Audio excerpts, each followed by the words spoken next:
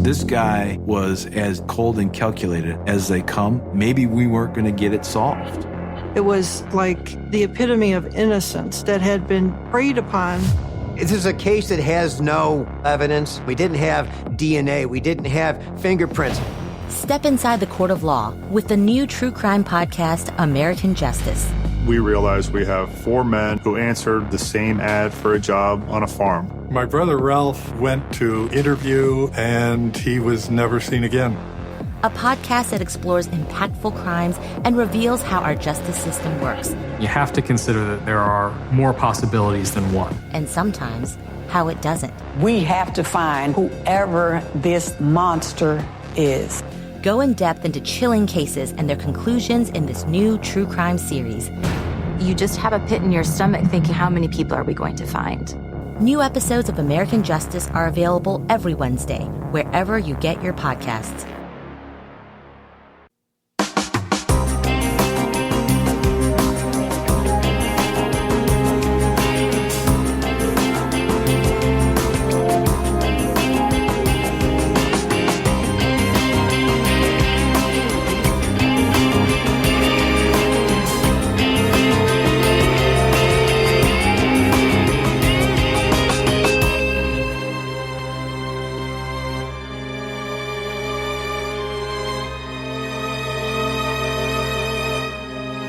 Hello, everyone, and welcome to episode 382 of the True Crime All the Time Unsolved podcast. I'm Mike Ferguson, and with me, as always, is my partner in true crime, Mike Gibson. Gibby, how are you? Hey, I'm doing good, man. How about you? I'm doing very well. Had a good week. Good. Ready to record some episodes. We just recorded one. We did. That's out right now on True Crime All the Time on this guy named Stephen Epperly. And we're going back to 1980. And Stephen Epperly was the first person convicted of a no-body murder in the state of Virginia. It's a good case. It is. It's one of those cases where you have a ton of evidence, none of which, except for one thing that I won't give away, you would call like kind of gotcha type stuff. But I think it just piled up and piled up and piled up. Yeah. It just didn't look good. You know, I'm sitting here thinking, so we recorded that and we go into the next thing, which is this case here. Sure. I was just thinking if people could hear the conversations we have in between, you know, as we kind of shift from one thing to the next, they would probably just be like laughing. It's random stuff. Oh, it's so random. I'm just thinking for sure every time, man. It's just, it just cracks me up. Well, let's go ahead and give our Patreon shout outs. We had Mark Lemons. Hey, Mark. Jody Bottomley. Hey, there's Jody. Deb Sicati. Hey, what's going on, Deb? Hayes. Hey, what's happened? Hey. Melissa. Hey, Melissa. Sarah Gaskill. There's Sarah. Kevin Scott. What's up, Scott? Nada Murdanovic. Nada. Carissa Jenkins. Hey, Jenkins. Jill Alder. What's going on, Jill? Catherine Gorman jumped out at our highest level. Well, Gorham, you are the best. Allison. Hey, Allison. Ashley Keith. I'm just going to say, hey, Keith. Don C. What's up, C? And last but not least, Sly Superfox. There's the Fox. And if we go back into the vault, this week we selected Sharon Langone. Hey, thanks, Sharon. We also had some great PayPal donations from Raising Wilds Design. Thanks, Raising Wilds. And Jordan Raffle. There you are, Jordan. So thanks to everyone who helps out the show. All right, buddy. Are you ready to get into this episode of True Crime All the Time? I am ready. We're talking about the murder of Geetha Angara. February 8th, 2005 was a normal day for Geetha Angara. She reported to work at the Passaic Valley Water Commission and was last seen around 10:30 a.m., heading to the lower level of the facility. The following day, her body was found inside one of the water tanks. The police determined that she was a victim of a homicide, and they thought that the likely perpetrator was one of her coworkers. Have you ever felt like killing a coworker? Yes. Why did I know that that's where you were going to go? I don't want, but you went there really quick. No, I can't say that. I've had extreme levels of anger. Yeah. With some coworkers, maybe one sitting across from me right now at one point in time. But somebody else down here? Yeah, no, I don't think I've ever thought of killing anyone. Matter of fact, I can say I haven't. Do you think, has there ever been somebody that wanted to kill you? Yes, that I know for sure. Yeah. I once had to terminate someone, and I remember walking her out to her desk, and she was cleaning her desk out and stuff, and she put it in like a trash bag. And as we're walking to the front door, I mistakenly kind of walked in front of her. And the next thing I know, she hauled off and swung this trash bag full of heavy shit and knocked the you-know-what out of me. It's not funny, but... I learned my lesson. Yeah. And I do remember, not a coworker, but we had I don't want to say a client, but an ex-client that got a little aggressive and with some threats towards you. Oh, threatened to kill me and my entire family? Yeah. Yes, Yeah. that did happen as well. Yeah. Geetha Angara was a chemist, wife, and mother of 3 children. She was 43 years old when she was murdered. Geetha was originally from Chennai, India. Her sister said she was the brains of the family and developed a passion for science as a child. Geetha's oldest sister recalled how their parents often asked Geetha for financial advice when she was a teenager because she was good at balancing checkbooks. Brains of the family. Something no one has ever said about you. I just want it once, just say it once. Geetha earned her bachelor and master's degrees at a top university in India. She moved to the United States in 1984. Geetha was married to Geetha Angara, a banker. Jaya told the Herald News of Passaic, New Jersey, that she didn't immediately accept his proposal. Instead, Geetha asked if he would object to her earning a doctorate degree. That's good. I think everybody should go out there and get their doctorate degree if they can. Well, I know you have 4 or 5 of them. Yeah, 4 or 5 DDs. That's right. Geetha worked at Columbia University before she enrolled at New York University, where she earned another master's degree and a doctorate in organic chemistry. This is pretty impressive. No, there's no doubt about it. I mean, you think about the drive and the commitment that it takes just to get a bachelor's and then to go on and get a master's. Now we're talking about a second master's and a doctorate. I mean, it's a lot of work. And that is way more schooling than I ever wanted to be involved in. That's for sure. But there are some people like that. Number one, driven. But there are also people who, just have that kind of thirst for knowledge and higher education. Just want to sponge it up? Yeah. Geetha, her husband, and their 3 children settled in Holmdel, New Jersey. She was extremely dedicated to her work and her family. Geetha researched extensively to find a good school district for her kids. She took them to multiple after-school activities every week. Geetha also prioritized cooking at home because she wanted her family to have healthy meals. Okay, I don't know where she found the time to do all this, but she sounds like, superwoman, super mom. I mean, she's working full time. She's taking the kids everywhere. She's doing all this cooking at home. Wouldn't be easy. No, it wouldn't be easy, but it does kind of show you that she did prioritize her family. And she didn't want them eating junk food. She wanted them eating good home-cooked meals. Geetha's family described her as highly efficient, energetic, composed, and a clear thinker, according to the LA Times.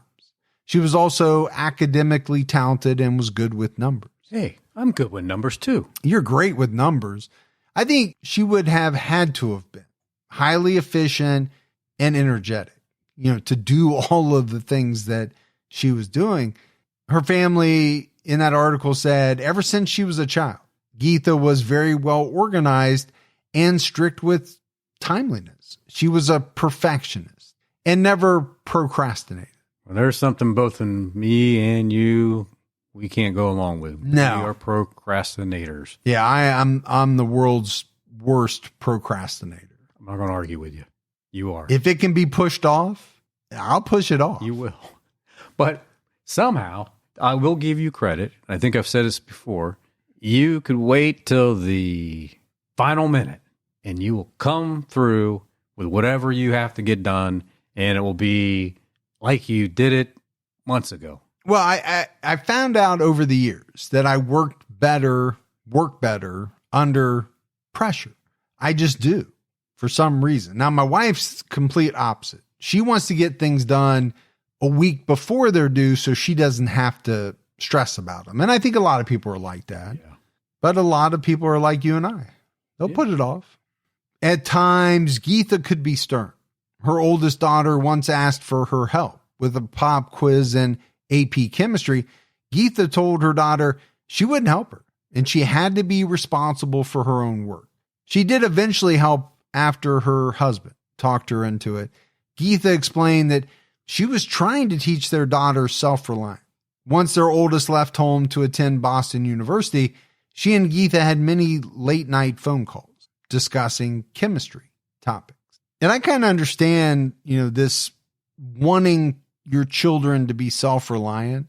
I think it's a very important skill or notion, but there's a line there. How do you walk that line? You want your kids to be self-reliant, but you also want to help them. You want to do things for them, but you can't do everything for them. No, well, you shouldn't. No, because before you know it, they're going to be in the real world where nothing's going to be done for them. And then they're going to be SOL. Yeah. Because you didn't give them the life skills needed to succeed. So don't do everything for them. Geetha worked at the Passaic Valley Water Commission in New Jersey.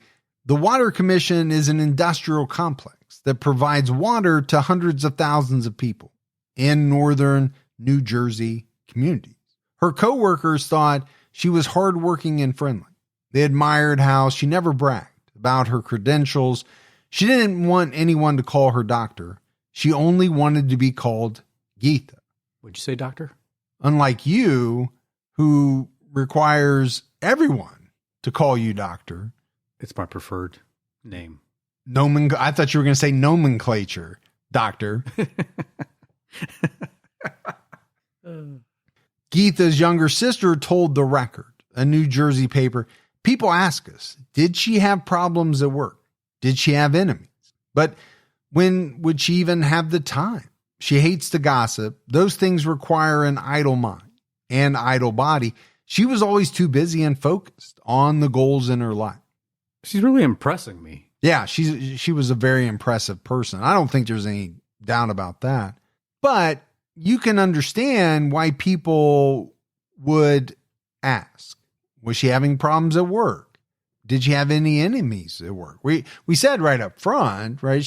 Her body is going to be found and was found in a water tank, probably rightfully so. Police's first thoughts got to be, well, it had to have been somebody here at work. So let's find out. For a while, Geetha was unsure that the Water Commission was the right place for her. She applied to other jobs, but in 2004, she was promoted to senior chemist. She was happy and excited about the change in her role. Her job was to test the water supply to ensure it was clean and safe, something she took very seriously. That's a very serious job. Well, yeah, because if you don't do it right, you've got hundreds of thousands of people that could be sick. And those movies where the villain is threatening or, has the idea to poison the water supply. It's kind of a movie trope, or has been over the years, but that's a scary one. Who doesn't drink water or use it to brush your teeth, to cook your food? I mean, it's shower. You're giving it to your pets. It's a scary thought. It really is. To think that something could be put in there that would, hurt so many people at the same time. Geetha was also in charge of overseeing the plant's transition to new technology that would bring an end to chlorine treatments in favor of an ozone disinfection system. Her husband, Jaya, told NJ.com, it was a very exciting time for her. The ozone technology was just coming up at the time, and she was taking the initiative in implementing it. She'd been promoted and had gotten her license to operate a plant. She was very happy. And I think this is important. because it spells out, this was not a woman who most likely ended her own life. Yeah, because everything's going the way she hoped for, right? It's going well for her. Yeah, she's been promoted. She's doing her job. She loves it. She's getting to start a new project that she's really behind. She's got her family, her kids. Yeah. Jaya told the Asbury Park Press in 2006 that Geetha was also starting to do research and write papers. She mentioned that some people were resentful of her promotion and disagreed with the new ozone system. She said it was a hostile work environment. Well, that's not good. No, it never is. When you use that word, hostile work environment, that does not spell out a good situation. But let's talk about someone getting promoted. You and I worked together for many years. We saw a lot of people get promoted. We did. Both of us included. There is always going to be someone who feels as though they deserve that promotion more than the person who actually got it. So there is going to be some resentment, some jealousy on the part of at least one person, maybe more. Yeah. Could be multiple people that applied for that role or thought they were in the hunt. And more deserving. Yes. Now, could that be a motive for murder? Possibly. Weeks before she died, another employee blamed Geetha when a pinkish material was found in the treated water. Geetha Angara went missing at work on February 8th, 2005. It normally took her about an hour to commute to work. She called her husband during her drive to ask about his headache. She arrived at work at 7:45 a.m. Geetha was supposed to work from 8 a.m. to 4 p.m. Now, it's important to note that the Passaic Valley Water Commission is a secure facility. In 2005, workers had to drive between a set of gates past a security guard. There were cameras, there were motion detectors on the perimeter of the facility, and guards and police officers patrolled the 35-acre campus. Sounds like it was locked down fairly well. Yeah, and that's important when you're talking about someone dying at the facility. This is not someone who just walked in off the street because it didn't work that way. Right. Once inside, though, security decreased.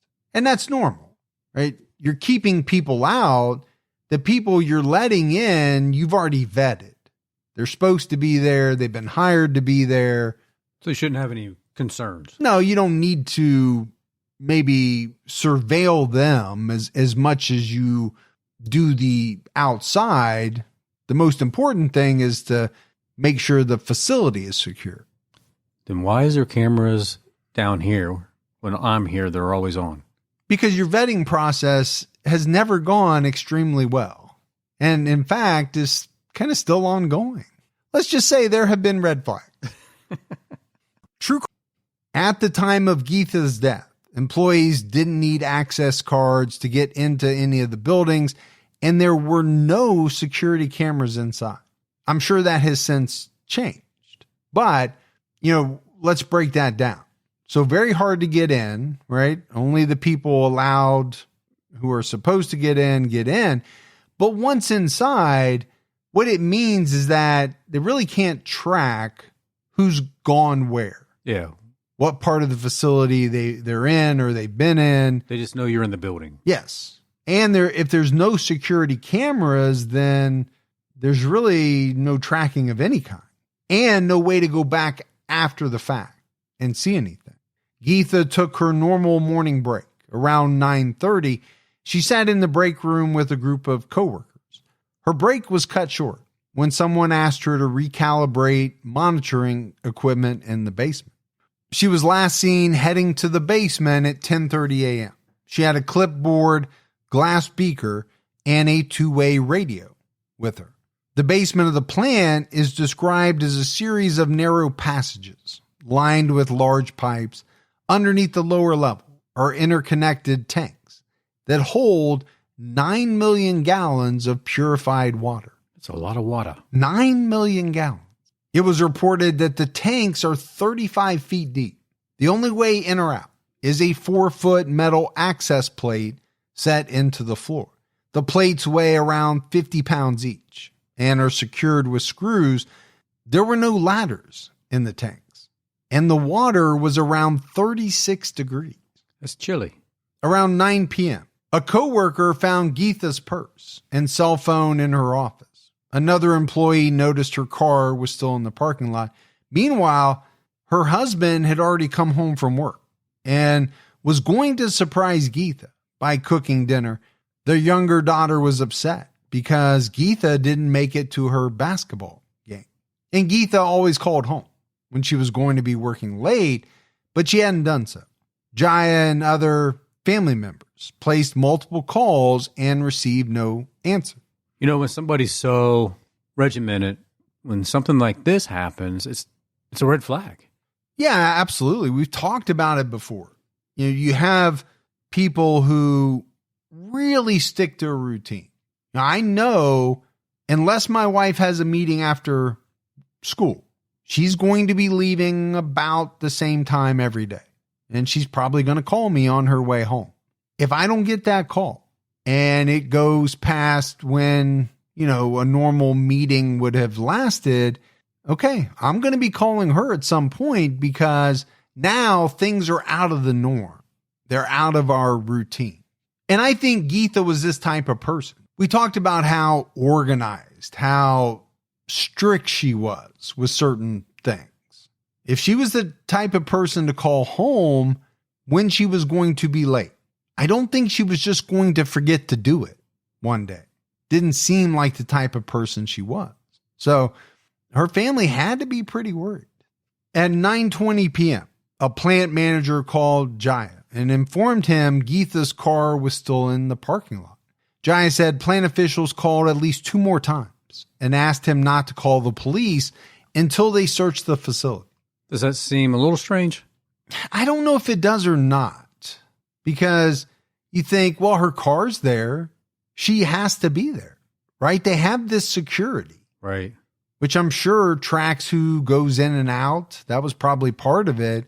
So maybe the thinking was, you know, let's not call the police because we're going to start a big ruckus and there's no reason to. Yeah. She's got to be here somewhere. Yeah. We'll find her. Just hold on. We'll let you know. 3-day shift employees who left for the day returned to the plant to look for her, according to NJ.com, in a lower level passage. One of the employees found broken glass on the floor adjacent to an access panel that was slightly askew.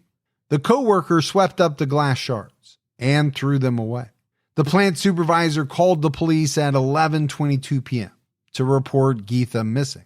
Geeth Angara called the police soon after to file his own report. Officers initially searched the grounds and buildings. Divers were brought in after midnight. They shined floodlights into the tank with the hatch that was askew and spotted a sneaker, a clipboard, a radio, and the remains of a glass beaker. The LA Times reported that the screws on the panel were not fully reattached. According to the record, the screws on the plate were broken or missing. There was some confusion over the placement of the access panel when searchers first arrived, but investigators determined the panel was in place, or nearly in place, as if it had been opened and put back in a rush. Several water tanks were drained to allow divers better access. Geetha's body was found soon after. Her body had migrated to another tank. So, you know, we've got these great big tanks, right? We said 35 feet deep. They're connected, holding 9 million gallons of water. Yeah. It sounds to me as though somehow her body made its way into this one tank through the access panel we were talking about, but then migrated and was found in another tank. An autopsy was conducted, but investigators kept the cause of death private. Initially, investigators said there were no obvious signs of trauma. Water testing showed no contamination, but the company issued a boil water advisory to their customers. I'm thinking should have drained all that water. No, just boil it. It'll be okay. Be all right. I mean, it's 9 million gallons of water. But here's the thing. Are you getting the reasons for the Boyle advisory? Because a lot of times you don't. No, you don't. And I'm guessing there's no way they were going to give this reason. But if you knew the real reason, would you be okay with just boiling the water? Or would you just drink bottled water? Use bottled water for a period of time? I would just drink bottled water and cook with bottled water or shower with bottled water. Or not shower at all. Yeah, I go through that phase every now and then. One early theory was that Geetha fell through the access hole accidentally. But that was discredited by the fact that the panel was almost closed. There was no way she would have fit through the small gap, and it would have been difficult for her to lift up and put the access panel back by herself. I mentioned it, right? It weighed 50 pounds. Yeah. And you're in 36-degree temperature water, cold. Well, and how full is the tank?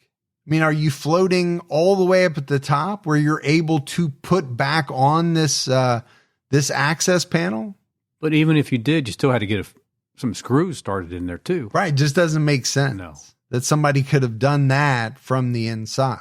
As mentioned, there were no cameras. On the lower level, the scene had been contaminated by plant employees, police officers, and firefighters who helped with the search. Apparently, the panel access was removed and replaced twice during the search. Geetha's body had been immersed in chlorine for over 24 hours. So there was no DNA evidence and no fingerprints.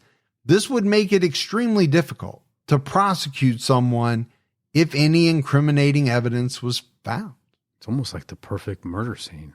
Well, and you wonder if someone knew that. Right? We mentioned the chlorine system, which was being phased out. They were going towards this ozone filtration system. But you probably had a lot of smart people working at this place, right? Geetha's not the only intelligent person. Did someone want to do her harm, but also know that chlorine was probably going to cover their tracks? Help cover their tracks. On February 14th, 2005, authorities announced that Geetha's death was a homicide, and she was most likely killed by one of her coworkers. Her cause of death was listed as drowning. All right, so you worked there. You may or may not have known Geetha. Most likely you did, but even if you didn't, I think it's going to be a tough work environment. Thinking that there's a killer coming in every day and nobody knows who it is. Almost kind of scary if you think about it. Yeah, because there's no way to know. I mean, is this a person who only had a problem with Geetha? Or is this someone who had problems with a number of people? Did they have a problem with you? They got away with it this time. What's going to stop them the next time? Yeah, what if you get the promotion next time? If it was even related to that. Passaic County Prosecutor James Avigliano announced that he believed Geetha's attacker pried open the access panel, pushed her through the hole, and sealed her inside. He said later that year, as quoted by the LA Times, if you were conscious, you would know there was no way out of this. It was just a horrible way to die. And it would be. Is that his way of saying, without saying it, that she was conscious? I don't know if they could tell that or not, but if she was, being in a helpless situation, knowing there was no way out, that would be horrible. Knowing you were going to die, because you would have some time to think about things. You know, it's not a car accident where you're killed instantly. Not that is good, but knowing you're about to die and thinking about your husband, your family, your mom and dad, or, you know, all these people you love, and knowing you're never going to see them again. Yeah. That would be, that's tough to think about. When asked, Avigliano said it was difficult to imagine one person lifting the grate, covering the water tank. Now, do you think that's true? I don't know about that. I mean, 50 pounds, I don't think it's that heavy. Well, you're not lifting 50 pounds, right? You're only lifting one edge. You're scooting it over. Or scooting it over. So I think he was trying to allude to the fact that it could possibly be more than one person. And that's true. But I don't think the weight of this thing means that it had to be two people. Because it's 50 pounds, the whole thing. But you're not lifting the whole thing. You're lifting an edge. Yeah, you got leverage in your, you have leverage working for you. There's that, physics background shining through. Absolutely. Investigators believe the killer was a coworker because security records showed no unauthorized persons were present at the plant at the time of the murder. And we talked about it, right? They came out and said it would be extremely difficult for an intruder to enter the facility. And I think you have to think about it another way. If someone was intent on murdering Geetha Angara, would they sneak into this hard to get into plant and try to find a way to do it there? Or would they just wait until she left work, where seemingly there would be much easier avenues to do it? Yeah, maybe like the chlorine sales guy heard about this, said, I'll take care of this, but he's not going to be able to get into the facility, so you'd have to wait till afterwards. Or better for him to wait till afterwards. Yeah, I think, that alone just makes the theory that it had to have been a coworker that much stronger. Authorities were questioning 85 employees in hopes of identifying a suspect. Detectives interviewed all 85 employees at the plant and obtained voluntary DNA samples from 50 people who were at work the morning Geetha died. But are the 50 DNA samples really going to show them anything? Yeah, we don't know, right? Because of the chlorine.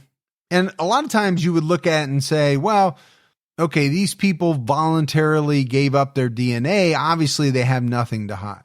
But if the killer was smart enough to know that the chlorine was going to wipe all DNA away, would they feel safe about voluntarily giving up their DNA and kind of taking any spotlight off of themselves? Geetha's family emphasized that she had no known enemies and no serious problems at work. And by my way of thinking, a known enemy would be looked at, pretty hard. But having none, okay, where do you start? You've got all this DNA, may not mean anything. If you can't make a connection between Geetha and someone who may have wanted to do her harm, it's going to be a tough investigation. I just think how frustrating it would have to be because who was there at the time based on camera footage, based on badge swipes, whatever. Yeah. It said 50 people were at work. So you have this list of 50 people. How can you narrow it down to most likely the individual or individuals that did this? And you would think, would it be that hard? It's a much smaller pool to look at than in most cases, right? A lot of cases, we talk about the police interviewing hundreds and thousands of people. And that's just the tip of the iceberg. I mean, the total population of who could have done it is obviously much higher. Geetha's family questioned why it took about 12 hours for the search to begin.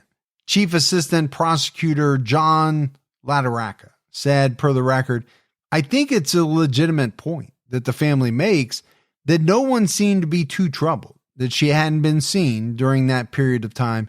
If she's truly this tremendously valuable asset at Passaic Valley, surely, they say, someone would have noticed she was missing.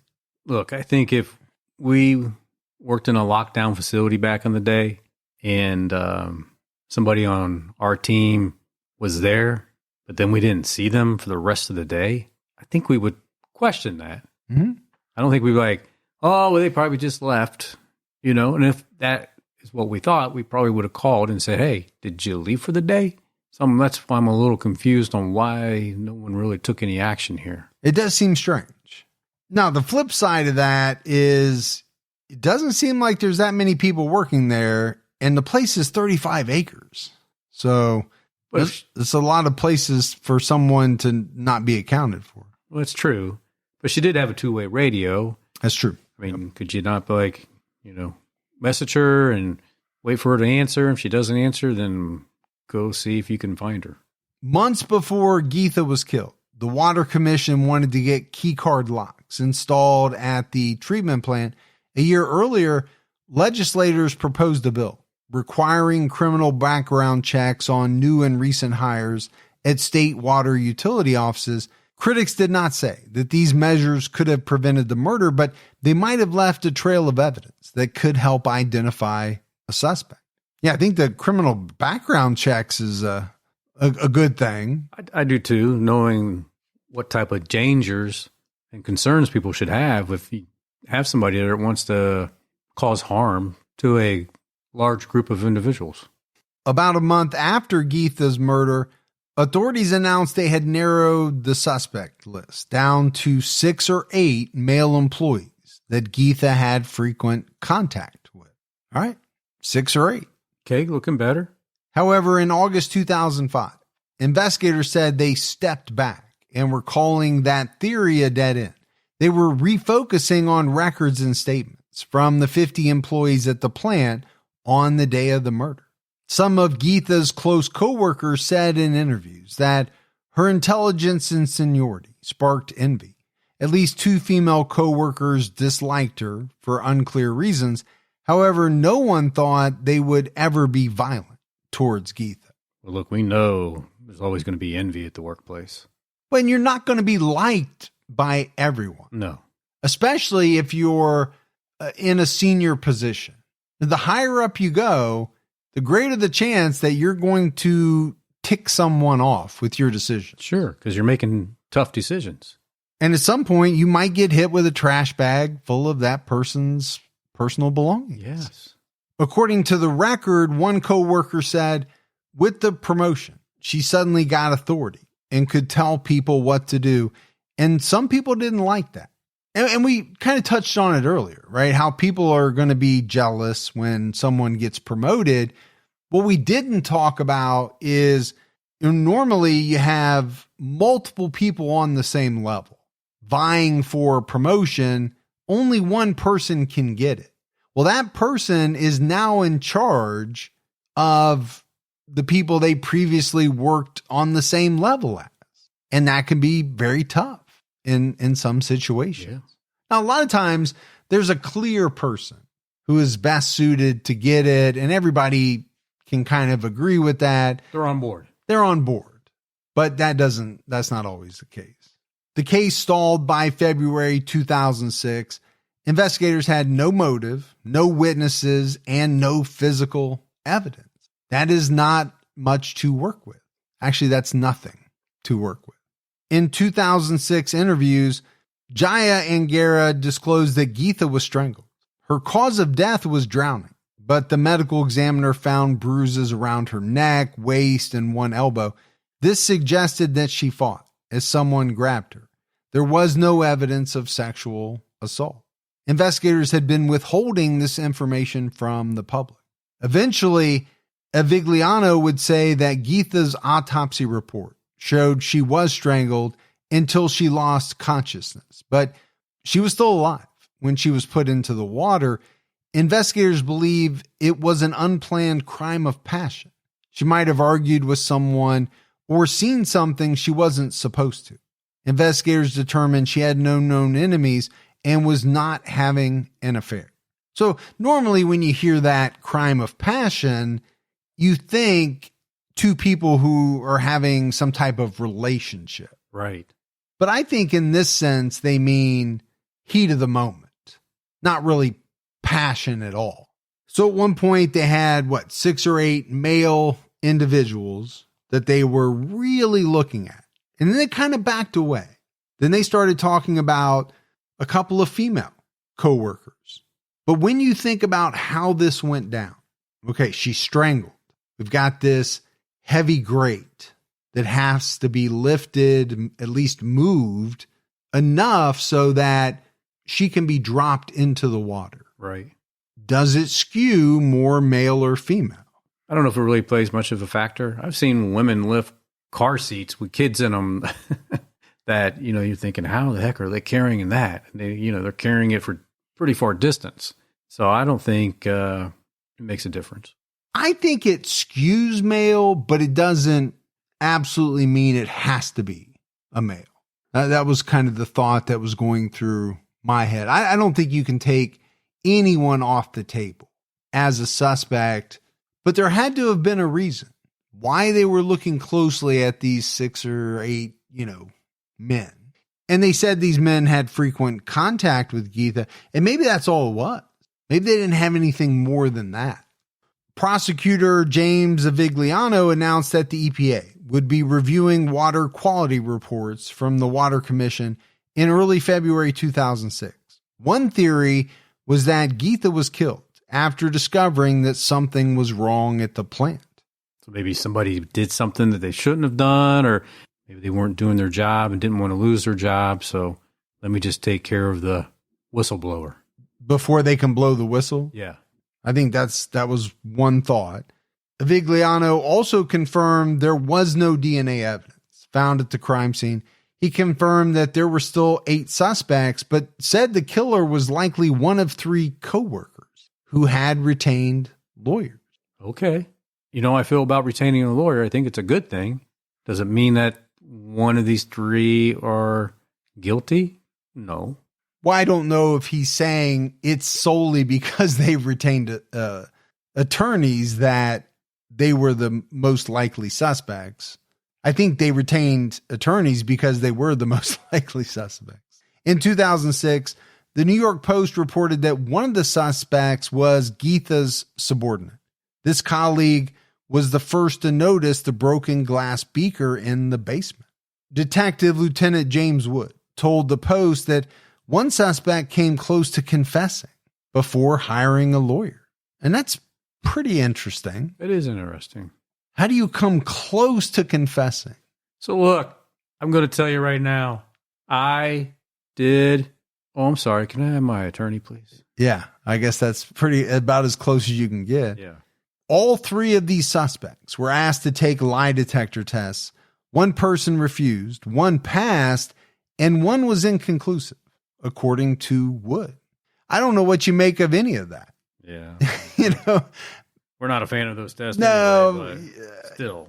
If you took and passed one, in the eyes of the authorities, do you look a little bit better than if you refuse, or if you do take it and you're inconclusive? Yeah, obviously you do.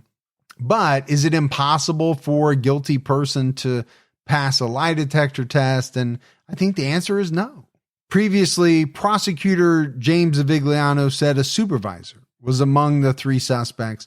These suspects were the most likely to have had the opportunity to kill Geetha. According to Lieutenant Wood, none of the suspects had alibis, and they all had access to the location where Geetha was found. Wasn't the alibi I was at work like everybody else here? Well, it's 35 acres. Yeah. So did some people have an alibi of where they were, at the time True. that this was thought to have happened? Now, this is the first time, though, that we've talked about having access to this location. If there were only a handful of people who had access to this basement or this specific location where the water tank was, then that does make a big difference. It's a game changer. It is. It's not going to help you point the finger, but it definitely helps you narrow things down.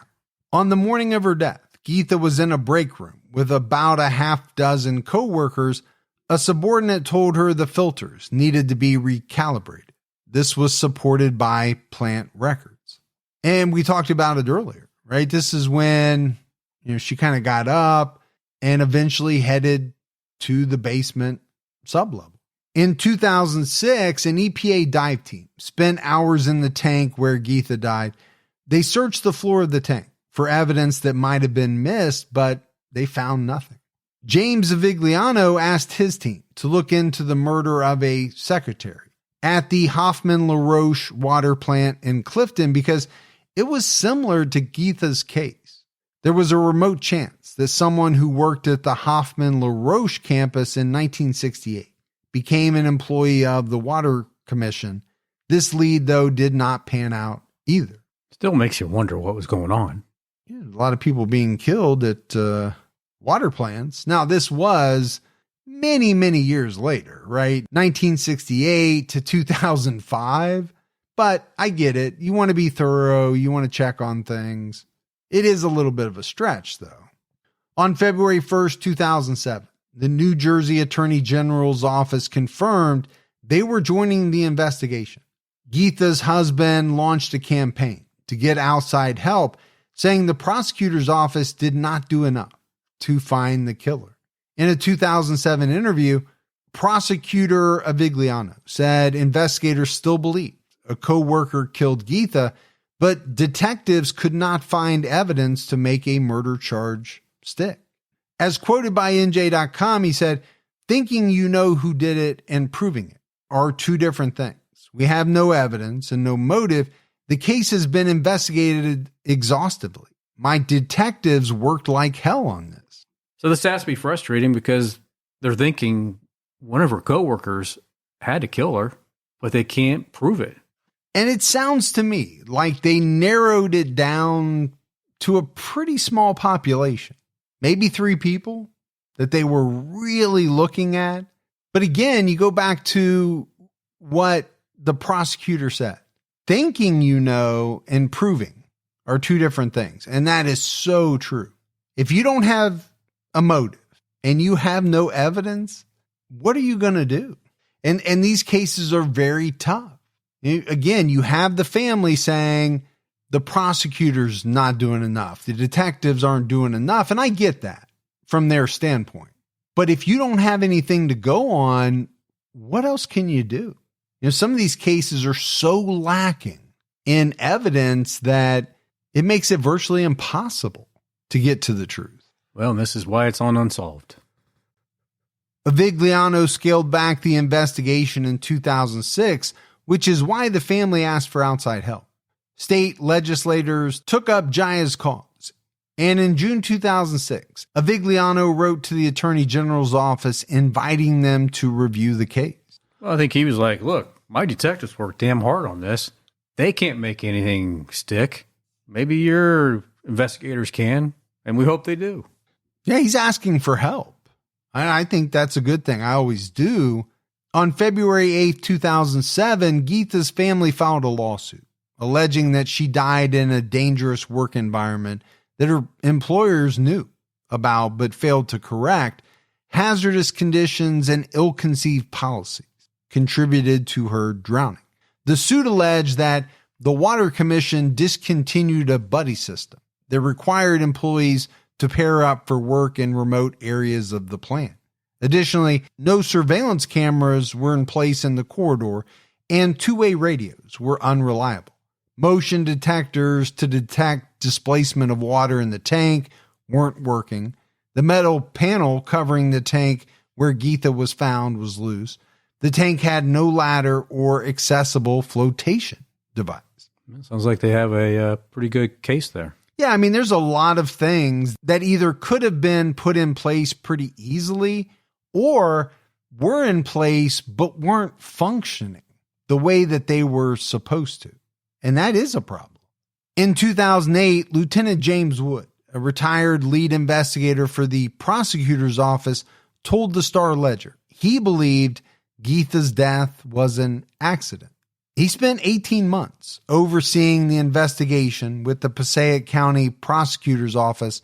He retired in August 2006. He said, "There's absolutely no question in my mind. This is a horrible accident, but that's all it is, a tragic accident." However, 5 state medical examiners agreed Geetha was a victim of a homicide.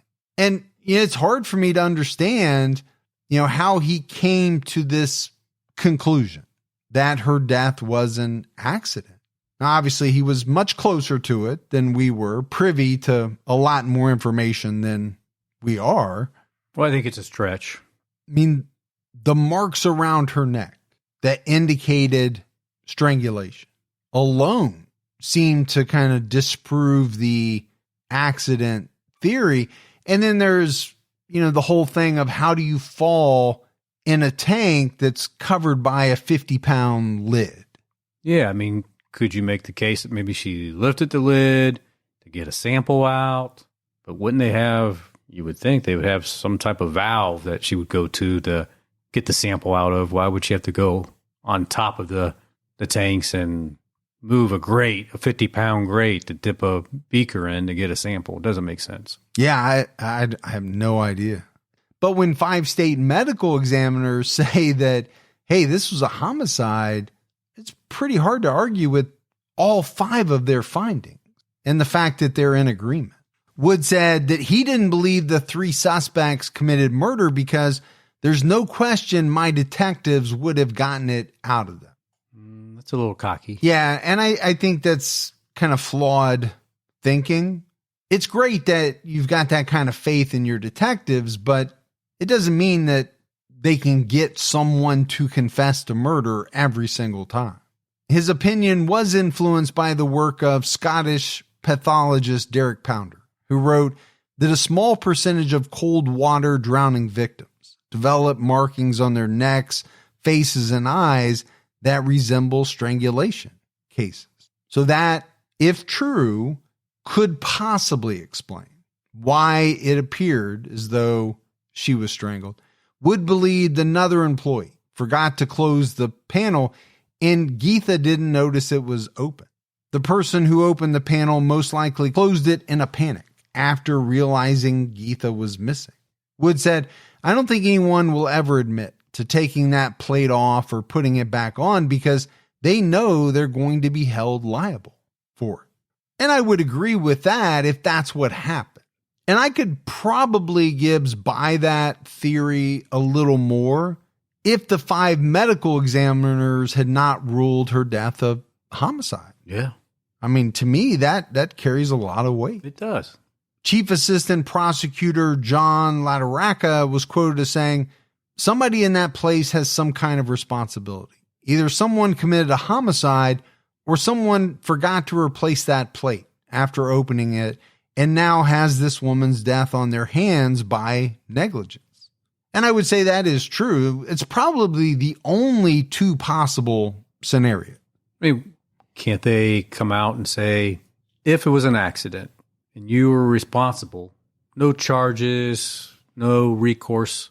No, they can't say that. No.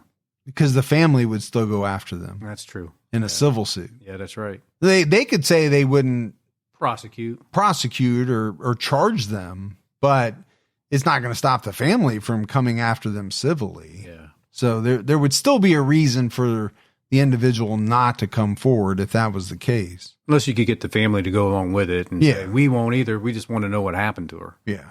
But again, what would be the real benefit for that person coming forward other than the weight of it has been crushing them and they just want to get it off their chest? That would be about it, right? Because otherwise it's probably careers ending. Not only that, but then you're going to have to live with everyone knowing that you were responsible through negligence for this woman's death. Right now, nobody knows that. So do you really want to open that box? Probably not. Most people wouldn't.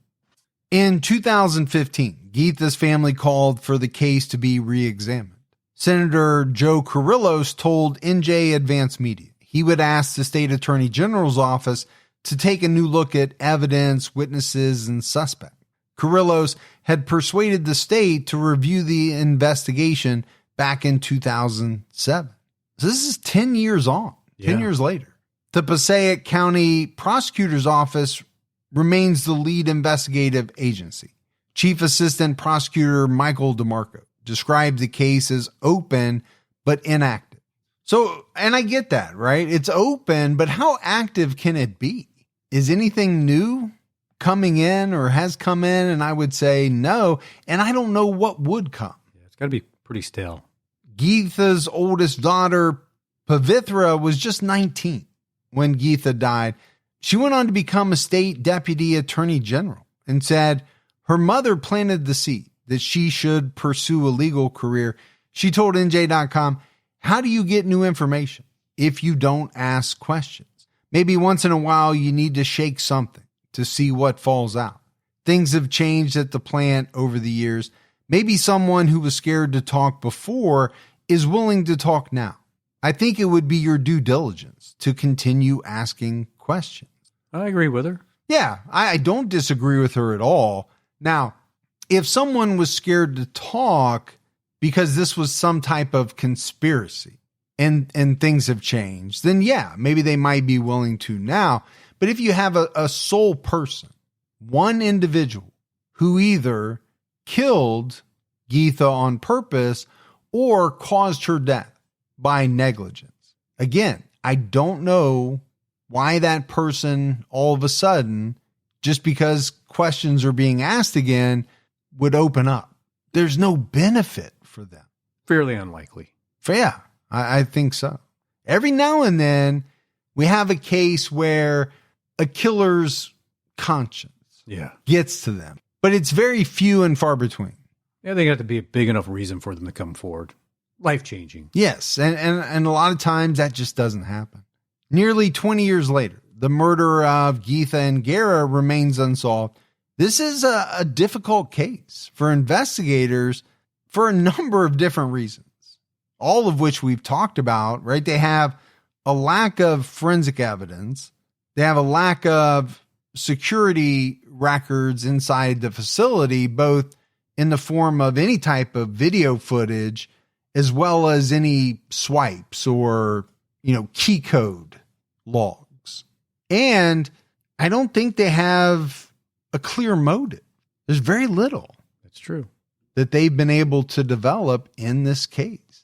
But you'd have to say, it's very mysterious. On the one hand, you have all these state medical examiners saying, hey, this was a homicide. You've got some people who investigated the case, high up people saying, we think it was an accident. And then we think somebody covered up the accident. I just wonder if those medical examiners could revisit their findings today. Would any of them change? Or other new medical examiners. Could they look at the same evidence? Now, they wouldn't have access to the body. One thing I go back to, because I do think it's important in so many cases, is motive. Like Geetha's family said, she had no known enemies. They didn't know anyone who would want to hurt her. What does play prominent in my mind, though, is this recent promotion and this talk of jealousy or envy. Hostile workplace. She did say hostile work environment. So I think you could look at a motive in that area. Somebody was not happy to be passed over. They were not happy that she was now their superior, that they were having to take orders from her. It's a possible motive. Yeah. It doesn't appear as though there's any romantic angle like we see in many cases.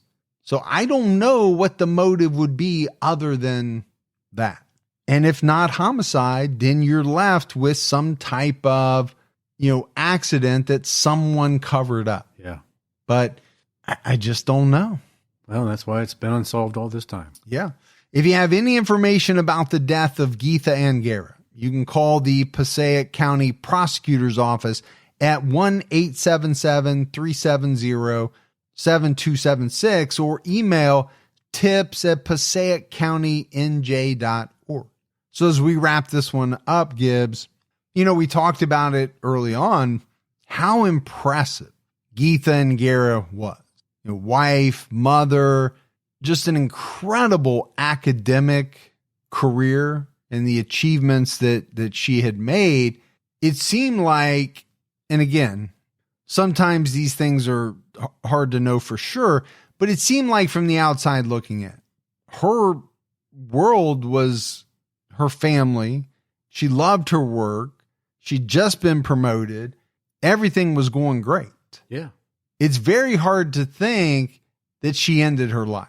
And that's why I haven't talked about it very much. I just don't think that is a real plausible scenario. Me neither. I don't even consider it. No, I think it's one of the other two. And again, I'm relying heavily on the state medical examiners. 5 different people. We're not just talking about one. No. 5 different people ruled her death a homicide. They had a reason for doing so. Now, could they have been wrong?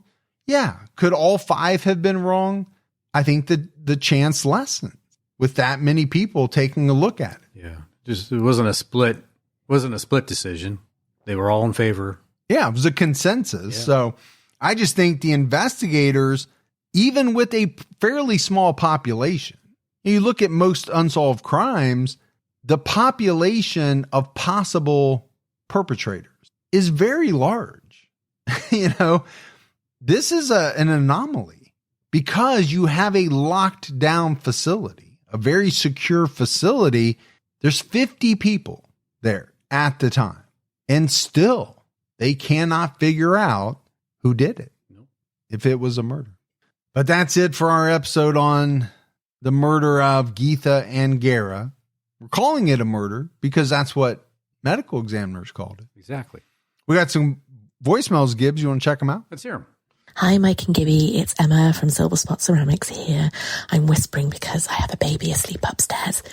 But I had to send you this message because I've just listened to one of your cases that you set in the UK. I can't remember the name of the case, but you called it Chichester College, and I nearly choked on my tea. It's really hard. In the UK, we have weird sayings. I know. It's actually Chichester. I know. Chichester, not Chichester, but don't stop. I love it. It's so funny. Anyway, keep your own time ticking and look after yourselves. Well, chit, Gibby. I know. Shocking that I would mess that up. Well, you are a chit show. I should have just asked you because I'm sure you probably have a doctorate from Chichester. I would have came through for you. And you would have set me straight. But no, we appreciate the voicemail. And I like the fact that she was whispering. There was almost an ASMR component there at the beginning. It was very soothing. It was. Yeah. I liked it. Hi, Mike and Gibby. This is Stefania, and I'm from Mexico, but I currently live in Kentucky. I started to listen to the podcast, I think it was back in May of this year, while I was doing some research for Ray Rivera case. And as soon as I heard the music, I knew I was on the right place, the intro music. And then I got hooked on your show after that episode. And I'm trying to go back and hear from the beginning, but some days I just do the current cases. So anyways, keep the great work. It's an amazing show, and I really, really enjoy it when I have to drive back to Indiana. It's like 3 hours or so driving. So I listen to your podcast it's every day. So thank you so much. Have a nice day and keep your own time ticking. Bye. Oh, love the voicemail. Thank you so much. Glad you found the show. Now that is a long drive. That is a long drive. And you can get a lot of episodes in. Yeah. Wonder if she's a Kentucky fan. I doubt it. Well, you don't know. I mean, she hasn't. We don't know how long she's been there. Yeah, that's true. She could be a Louisville fan, a UK fan, Indiana fan. Yeah. Not a fan at all. Just not a fan at all. She came from Mexico, so maybe she just has her teams back there. We don't know. Maybe as long as she's a fan of us. That's all that really matters. It really and is. For you, a fan of you. Oh. That's what matters the most. It does not. Oh, well, that is it for another episode of True Crime All the Time Unsolved. So for Mike and Gibby, stay safe and keep your own time ticking.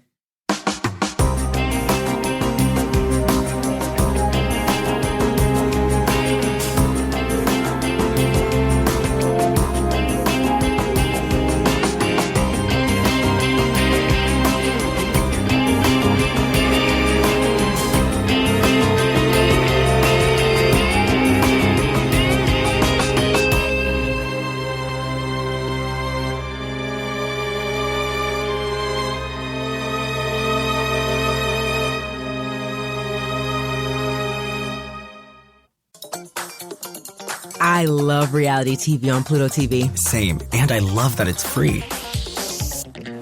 It gives me the freedom to watch Bravo's Real Housewives Vault channel. I'm totally free to watch Bad Girls Club. I'm free for Jersey Shore. Love and Hip Hop, I'm free all day. Survivor, I'm free all night.